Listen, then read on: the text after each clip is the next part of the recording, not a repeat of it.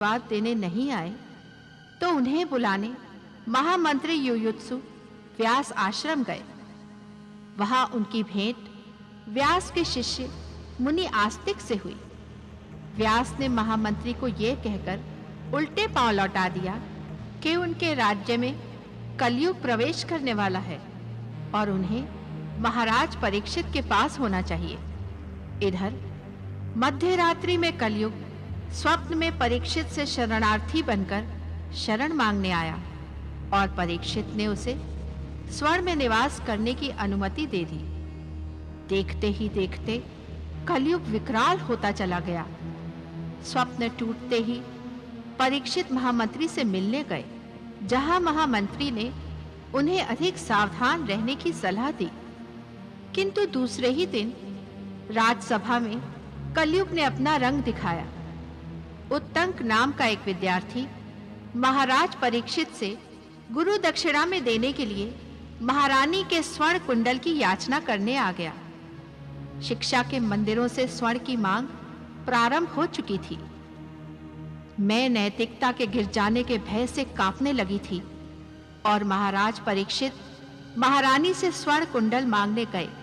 महारानी ने उन्हें कुंडल तो दिए, किंतु स्वर्ण के बदले स्वर्ण लेकर। महाराज परीक्षित मेरी ही तरह चिंतित थे कि अब कलयुग न जाने किस किस रूप में दिखाई दे।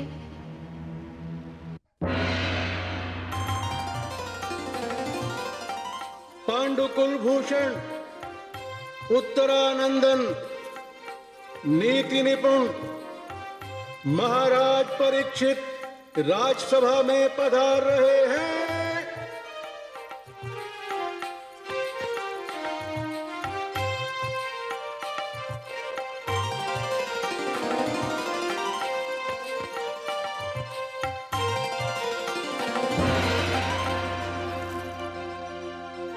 आओ विद्यार्थी, हमारे पास आओ।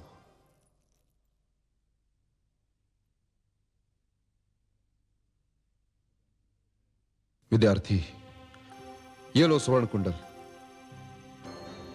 अपनी गुरु दक्षिणा देकर अपना कर्तव्य पूर्ण करो। महाराज, आपने ये कुंडल देकर मुझे एक बड़े ऋण से मुक्ति तो दिला दी, परंतु आपका ये उपकार सदैव ही मेरे जीवन पर रहेगा। मैं इस योग्य नहीं हूं कि आपका ये ऋण उतार सकूं। एक ही प्रार्थना है आपसे मेरी, मुझे आजीवन अपनी सेवा करने का अवसर देकर एक और उपकार कर दीजिए मेरे जीवन पर।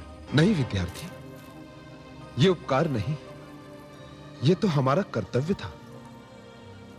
विद्यार्थी सदैव हमें प्रिय रहे हैं और इनकी सहायता करके हमें बहुत आनंद प्राप्त होता है। धन्यवाद महाराज, अब आज्ञा दीजिए। हाँ विद्यार्थी, तुम जा सकते हो।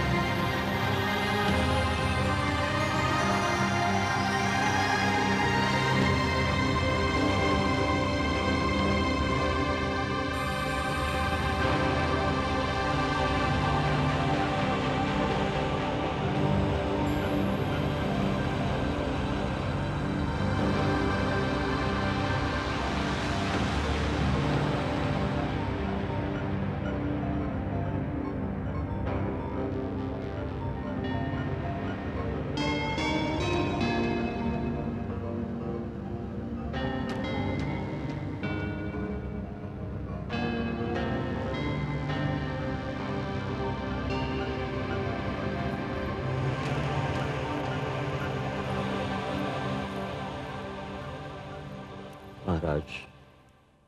प्रणाम दादाश्री। आप इस समय?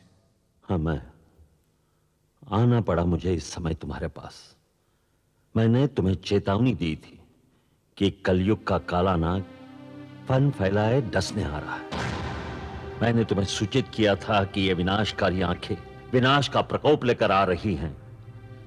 मैंने सावधान किया था तुम्हें कि इससे बचना है, किंतु नहीं, तुमने मेरी बात नहीं मानी और वही हुआ जिसका भय था। अब लगता है कि महर्षि व्यास की एक एक बात सत्य होने वाली है। गुरु पत्नी का स्वर्ण के प्रति लोभ, विद्यार्थी का अनुचित मार्ग, राजा का बिना सोचे समझे वचन देना और महारानी का अपने पति को कर्तव्य पालन से रोकना। आप क्या समझते हैं महाराज कि ये सब साधारण घटनाएं हैं? आपने तो स्वप्न में देख लिया था महाराज कलयुग को। उसने जिस प्रकार और जिन स्थानों पर रहने की अनुमति मांगी थी आपसे, उसमें प्रधान स्थान स्वर्ण था। मैंने कहा था आपसे कि यह स्वप्न नहीं है, यथार्थ का संकेत है। फिर भी आपकी चेतना नहीं जागी। कलयुग ने अपना कार्य आपके राजमहल, आपकी राजसभा से आरंभ किया। उसने सिद्ध कर दिया कि उसका निवास केवल स्वर्ण ही है। वो गुरुपत्नी की इच्छा बनकर गुरुकुल से निकला। वो गुरुदक्षिणा बनकर विद्यार्थी के साथ आपके राजमहल में आया। वो राजसभा में राजा का वचन बन गया और महारानी के समक्ष पहुंचकर उसने लोभ और मोह का रूप धारण कर लिया। महारानी के हाथों से निकलकर वो राजा का अभिमान बन गया और अब दान बनकर वो विद्यार्थी के साथ महल से निकल चुका है। महाराज निकल चुका है।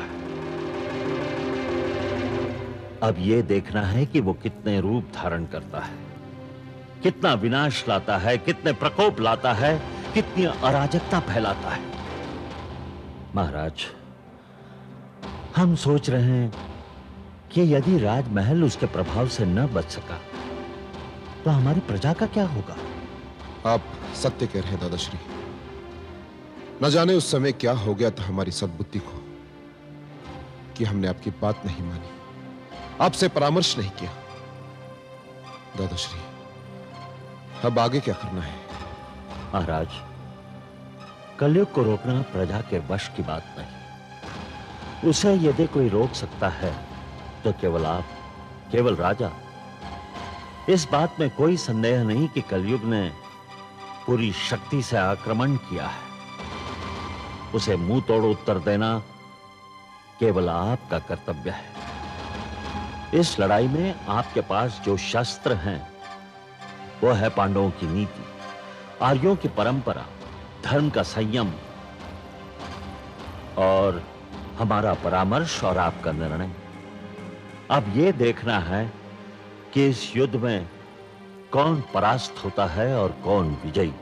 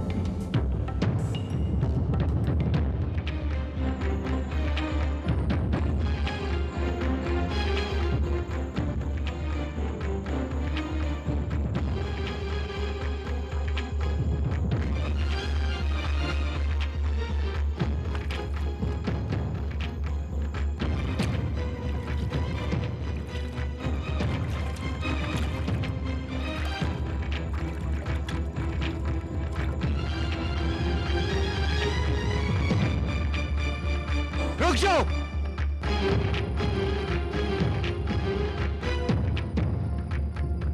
मेरे स्वर्ण कुंडल दे दो मुझे। छोड़ मुझे। नहीं छोड़ूंगा मैं तुम्हें। मेरे स्वर्ण कुंडल दे दो मुझे। अरे क्यों अपनी मौत को निमंत्रण दे रहा है तू? छोड़ मुझे। देखो, मैं विद्यार्थी हूँ। ये स्वर्ण कुंडल मुझे गुरुपत्नी को देने हैं दक्षिणा में।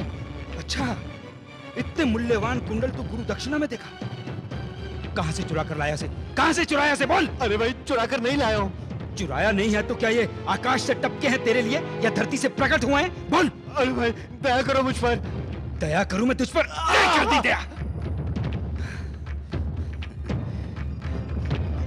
अरे दया करो मुझ पर। अरे तू ऐसे नहीं मानेगा। एक तो मेरे स्वर्ण कुंडल ले लिए, ऊपर से मुझे मार भी रहे हो। क्यों अत्याचार कर रहे हो मुझ पर? मैं अत्याचार कर रहा हूँ? मैं अत्याचार नहीं कर रहा हूँ चोर कहीं के। मैं आनंद उठा रहा हूँ, आनंद उठा रहा हूँ, आनंद उठा रहा हूँ मैं। अरे रुको, अरे अरे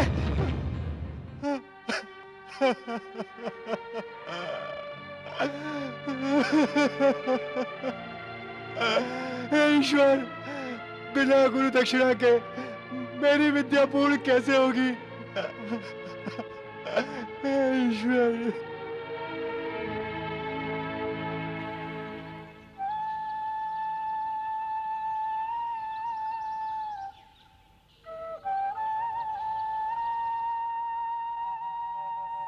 मनसा, मनसा,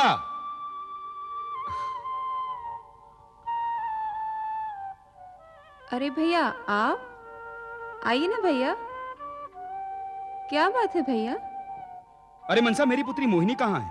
मोहिनी? वो दिन भर घर में रहती कहाँ है भैया? वो तो वन में ही घूमा फिरा करती है। ना उसे खाने पीने की कोई सुध है और ना ही किसी और बात की चिंता।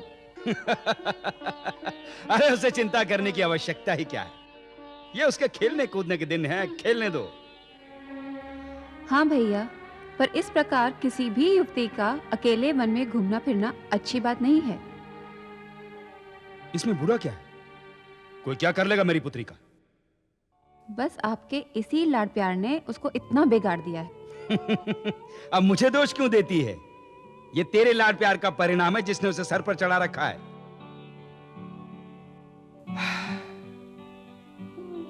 बहुत छोटी थी मोहिनी जब उसकी मां की मृत्यु हुई थी। तूने तो उसे पाल पोस कर बड़ा किया है। तूने उसे मां की कमी का आभास ही नहीं होने दिया। सत्य तो यह है भैया कि आपने इतना प्यार दिया है अपनी इस बहन को कि विवाह पश्चात भी मैं अपने पति के घर नहीं गई। तो क्या हुआ? अरे तू बोझ थोड़ी ही है मुझ पर। मनसा, तू मेरी बहन है और मोहिनी पुत्री, और मैं तुम दोनों को ही प्रसन्न देखना चाहता हूं। वो सब तो ठीक है भैया, पर अब आपकी पुत्री विवाह योग्य हो गई है। अरे तू उसकी चिंता मत कर, यही योग्य वर मिल जाएगा उसे। भैया, योग्य वर मिलने से ही तो बात नहीं बन जाती ना। विवाह के लिए धन भी चाहिए। मनसा, धन की चिंता तू अब बिल्कुल मत कर। भैया, आप तो ऐसे कह रहे हैं कि जैसे आपके हाथ कुबेर का धन लग गया हो। बस यूं ही समझ ले, एक ऐसी मूल्यवान वस्तु हाथ लगी है कि वारे न्यारे हो जाएंगे अपने। ऐसी कौन सी वस्तु आपके हाथ लगी है भैया? तुझे दिखाऊंगा तो तेरी आंखें फटी की फटी रह जाएंगी। भैया, पर वो वस्तु क्या है और कहाँ है? दिखाता हूं। ये देख। स्वर्ण कुंडल? ये तो बहुत मूल्यवान है भैया। पर आप ये लाए कहां से? वो लाने की बात तो छोड़, समझ ले रास्ते में पड़े मिल गए, मैं उठा लाया। रास्ते में? ये आप क्या कह रहे हैं भैया? मनसा, अरे मिल गए कहीं से भी, पर ये बता, है ना मूल्यवान? हाँ, मूल्यवान तो है। तो बस समझ ले हमारी सारी चिंताएं दूर हो गई। अरे किसकी चिंता दूर हो गई? मेरे भैया की चिंता। और किसकी? इतने मूल्यवान कुंडल कहां से लाए? वो रास्ते में पड़े मिल गए। इतनी मूल्यवान वस्तु रास्ते में पड़ी मिल गई तुम्हें?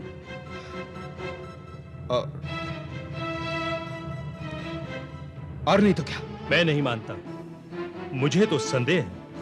संदेह? तो क्या भैया कहीं से चोरी करके लाए हैं? यदि इसने ऐसा किया है तो ये अच्छी बात नहीं है। मनसा, सुन ली इनकी बातें। जब भी आते हैं बस जली कटी ही सुनाते हैं। मैंने झूठ थोड़े ही बोला है। अब तो ही बात कर इनसे। मैं जा रहा हूं। भैया, मैं पूछती हूँ तुम्हें क्या मिला मेरे भैया का हृदय दुखाकर? मैंने उसका हृदय नहीं दुखाया मनसा, मैंने तो बस एक बात पूछी थी। इस प्रकार पूछी जाती है बात? मुझसे विवाह करके तो तुमने मुझे कोई सुख दिया नहीं। भैया के घर में बैठकर खाते हो, ना तो कोई परिश्रम करते हो, ना ही कुछ कमा के लेकर आते हो। जिसका दिया खा रहे हो उसी की बुराई करते हो। नहीं मनसा, नहीं, मैं उसका दिया हुआ नहीं खाता हूँ। मैं तो भिक्षा मांग कर अपना पेट पालता हूँ। मांग के ही खाते हो ना? नहीं मनसा, इसे मांगना नहीं कहते। हम ऋषि हैं। जग कल्याण के लिए हमारा जन्म हुआ है। हम लोगों में विद्या का प्रकाश फैलाते हैं, घर घर ज्ञान का दीपक जलाते हैं, इस समाज से अज्ञानता का अंधकार दूर करते हैं। तब जाकर लोग अपना कर्तव्य समझते हैं हमारा भरण पोषण करना। हाँ, स्वयं तो जीवन भर भिक्षा मांगते रहे। एक पुत्र है हमारा, उसे भी स्वयं की भांति ऋषि बनाकर आश्रम भेज दिया। वो भी भिक्षा मांगकर जीवन यापन कर लेगा। मेरे तो कर्म ही फूटे थे कि मैंने तुमसे विवाह किया। ना तो पत्नी का सुख मिला और ना ही माँ का। तुमसे विवाह करने से कहीं अच्छा होता कि मैं कुंवारी रहती जीवन भर।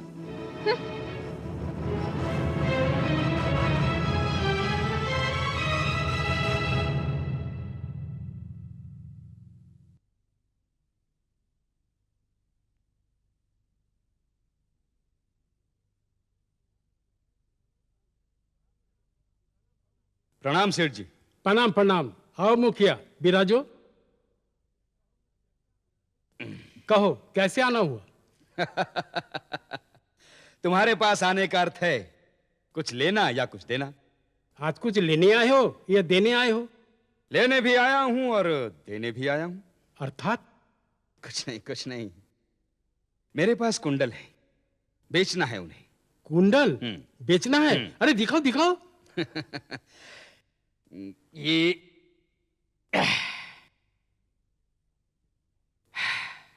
ये लो।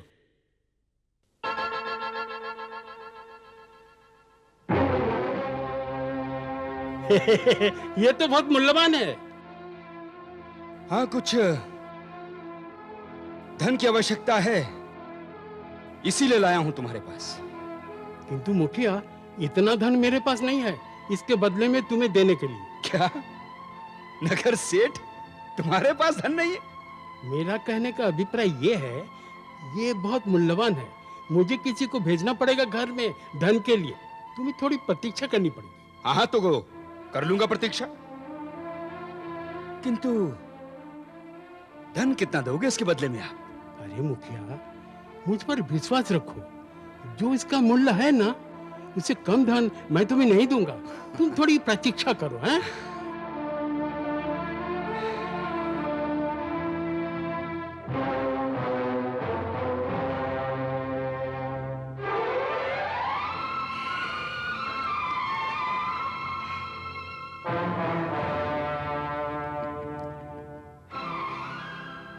मुखिया, घर में कोई मंगल कार्य होने वाला है जिसके लिए तुम ये मूल्यवान स्वर्ण कुंडल बेचना चाहते हो?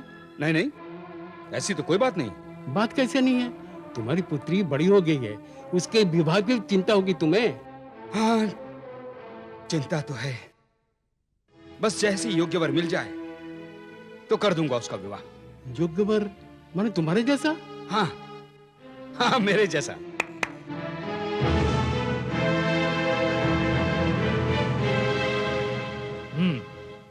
इस राज्य में यह अपराध।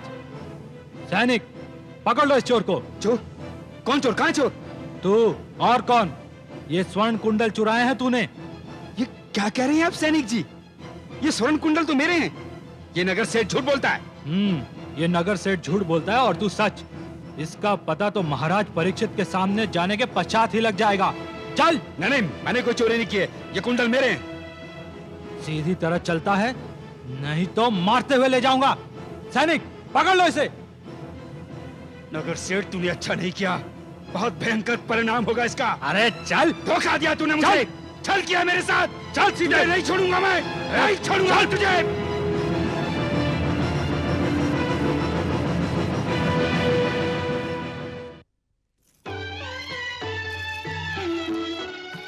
पांडुकुल भूषण, उत्तरानंदन, नीति निपुण महाराज परीक्षित राजसभा में पधार रहे हैं।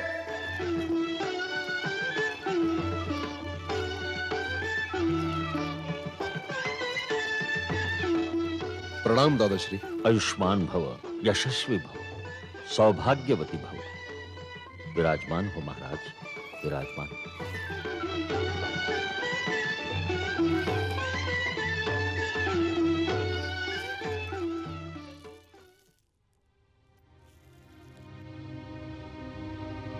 महाराज, खेद है और आश्चर्य भी। हमारे राज्य में एक अनोखी बात हुई है। ऐसी कौन सी बात हुई है महामंत्री जी? महाराज, हमारे राज्य में एक चोरी की घटना प्रकाश में आई। चोरी? वो भी हमारे राज्य में? हाँ महाराज। महामंत्री जी, जब से हमने राज सिंहासन संभाला है, तब से चोरी की एक घटना पहली बार हमारे कानों ने सुनी है। चोर को हमारे सामने प्रस्तुत किया जाए। जो आज्ञा महाराज। चोर को राजसभा में प्रस्तुत किया जाए।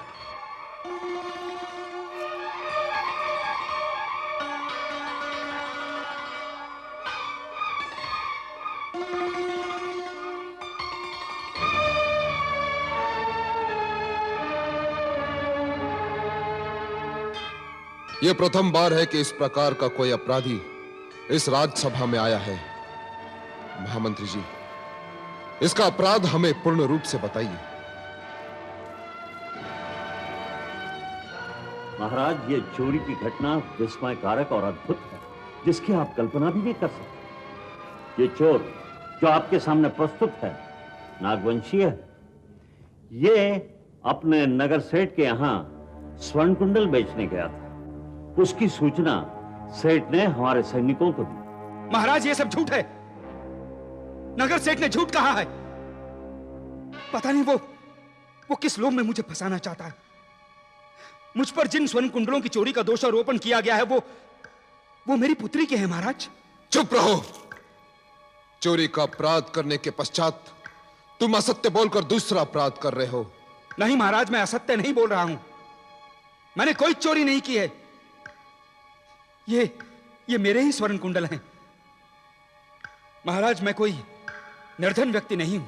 महामंत्री जी, हमें इसकी बात पर विश्वास हो रहा है। स्वर्ण कुंडल तो किसी के पास भी हो सकते हैं, और वैसे भी हमारे राज्य में स्वर्ण भरपूर मात्रा में। तो फिर किस आधार पर उस नगर सेठ ने आपको यह सूचना दी कि यह स्वर्ण कुंडल चोरी के हैं, और आपने उसकी बात पर विश्वास करके इसे हमारे सामने लाकर खड़ा कर दिया?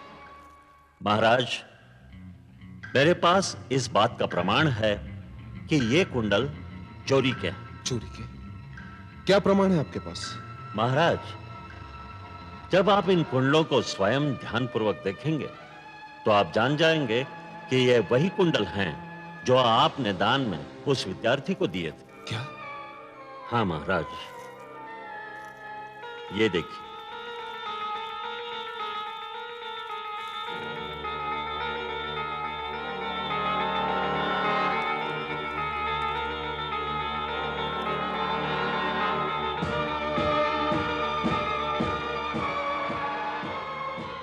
नहीं महाराज, महामंत्री जी इन स्वर्ण कुंडलों को महारानी जी का बताकर मेरे साथ अन्याय कर रहे हैं, और ये मेरा अपमान है महाराज। चुप रहो। जी में आता है कि तुम्हारी जीभ कटवा दूं। जैसे तुम असत्य पे असत्य बोले जा रहे हो, और तुम्हारा इतना साहस कि तुम हमारे सामने हमारे दादाश्री को झूठा कह रहे हो। निसंदेह ये स्वर्ण कुंडल महारानी के हैं। ये बताओ कि ये कुंडल तुम्हें कहां से मिले, और अब यदि तुमने झूठ बोलने की चेष्टा की तो जिस जीभ से तुम झूठ बोल रहे हो वो तुम्हारे मुख में नहीं रहेगी। क्षमा कीजिए महाराज।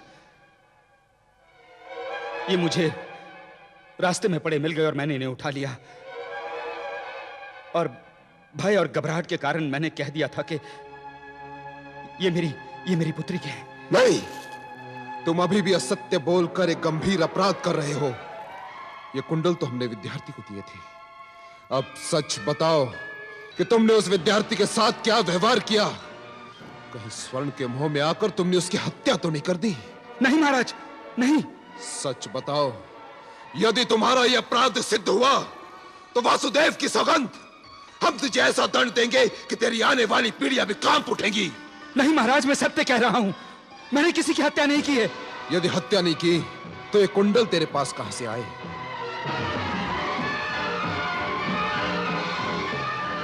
महाराज की जय हो।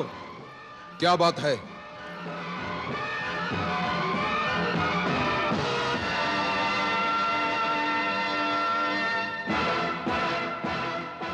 ये आदमी नदी में आत्महत्या करने की चेष्टा कर रहा था, इसलिए मैं इसे पकड़कर यहाँ ले आया। कारण का पता तो चल गया, परंतु तुम आत्मघात करने क्यों गए थे? विद्यार्थी, हमने तुमसे पूछा कि तुमने आत्महत्या करने का प्रयास क्यों किया? महाराज, मेरे अपराध को क्षमा कर दीजिए, क्योंकि मुझ जैसा भाग्यहीन इस संसार में कोई नहीं है। मैंने गुरु दक्षिणा के लिए महारानी के कुंडल मांगे थे आपसे।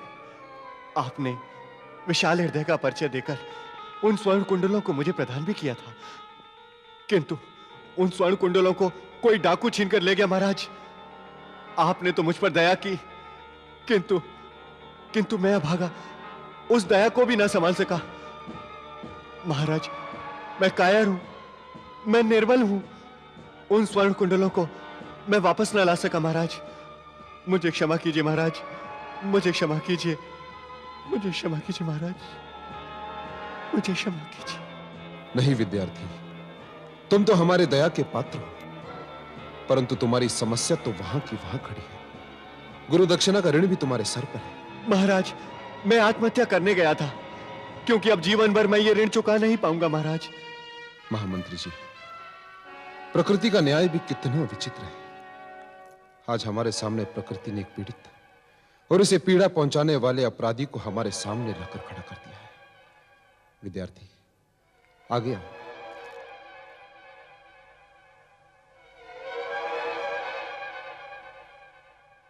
ध्यान से देखो इस व्यक्ति को। क्या तुम इसे पहचानते हो? बताओ। हाँ महाराज, यही है वो डाकू जिसने मेरे स्वर्ण कुंडल चोरी किए थे, मुझे मार पीट कर। महाराज, यही है वो। महाराज, इसे जाने मत दीजिए। महाराज, इसे जाने मत दीजिए। इससे पूछिए मेरे स्वर्ण कुंडल कहाँ है। महाराज, यही है वो। महाराज, इसे जाने मत दीजिए। महाराज, इसे रोकिए। घबराओ मत विद्यार्थी, वो स्वर्ण कुंडल हमारे पास है, इसके पास नहीं। तुम हमारे समीप आओ।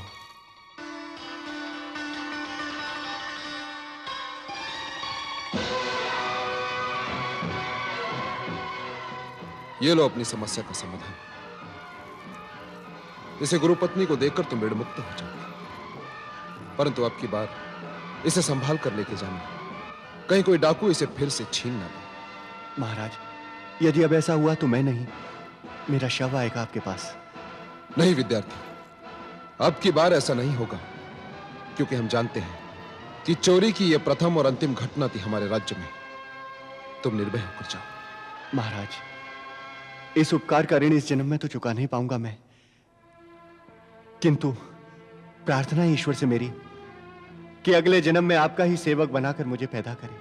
नहीं, ये ऋण नहीं, ये तो हमारा कर्तव्य था, और हमें हर्ष इस बात का है कि हमने अपना कर्तव्य पूर्ण किया।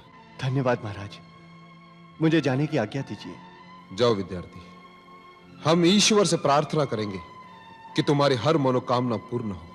जाओ।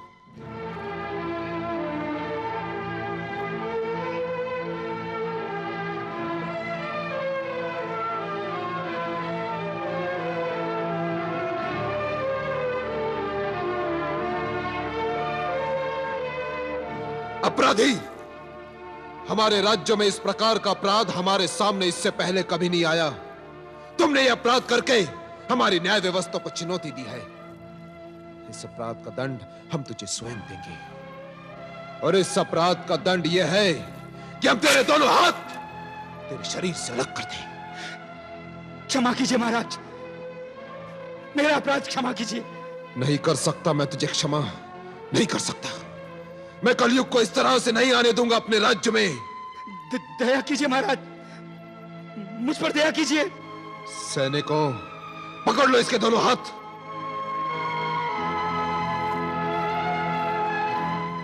नहीं महाराज, दया कीजिए महाराज, मुझ पर दया कीजिए महाराज। नहीं महाराज, नहीं, दया कीजिए महाराज। महाराज ठहरिए, रुक जाइए महाराज।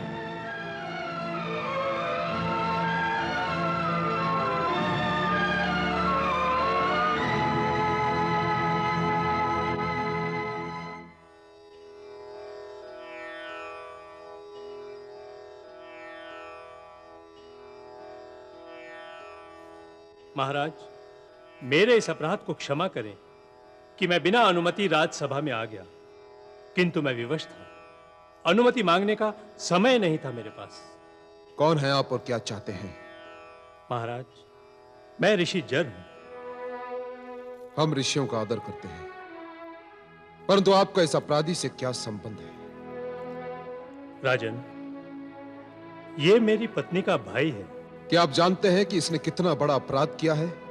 महाराज, मैं जानता हूं इसके अपराध को, और यह भी जानता हूं कि ये आपकी दया के योग्य नहीं है, किंतु महाराज, आप इसे क्षमा करें।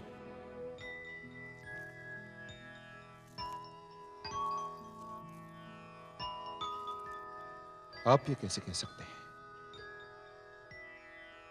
महाराज, मैं ये इसलिए नहीं कह रहा कि ये मेरा संबंधी है, इसलिए कह रहा हूं कि ये नागवंशी है, अपने संप्रदाय का मुखिया। इससे पहले इसने कोई अपराध नहीं किया। ये इसका पहला अपराध है।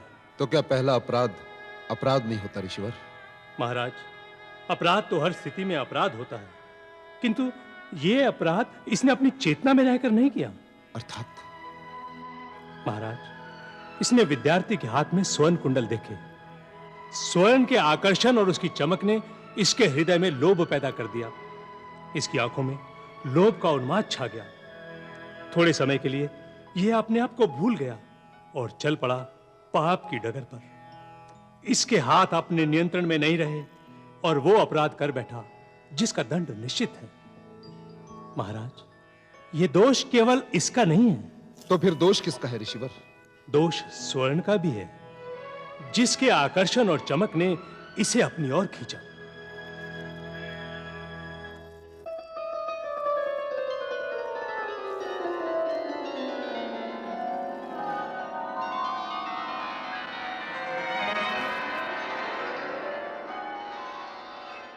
महाराज, आप तो जानते हैं, स्वर्ण को कनक भी कहते हैं और कनक धतूरे को भी कहते हैं। कनक में कनक से अधिक मादकता होती है।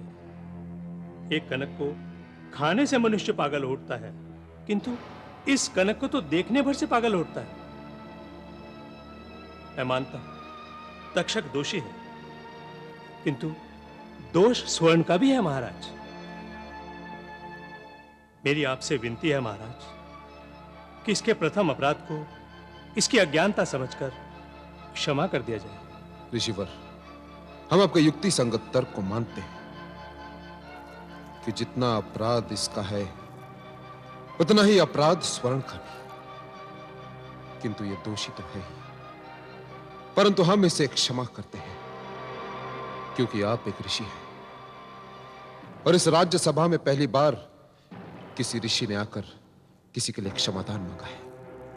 हम आपको रिक्त हाथों वापस नहीं भेज सकते। हम इसे मुक्त करते हैं, परंतु ऋषिवर, यह दंड का अधिकारी है। अभी आपका उत्तरदायित्व है कि आप इसे क्या उचित दंड देते हैं। महाराज, आप विश्वास रखें, मैं दूंगा इसे दंड। तब आप इसे ले जा सकते हैं। प्रणाम कर महाराज को मूर्ख, इन्होंने तेरा अपराध क्षमा कर दिया। प्रणाम महाराज।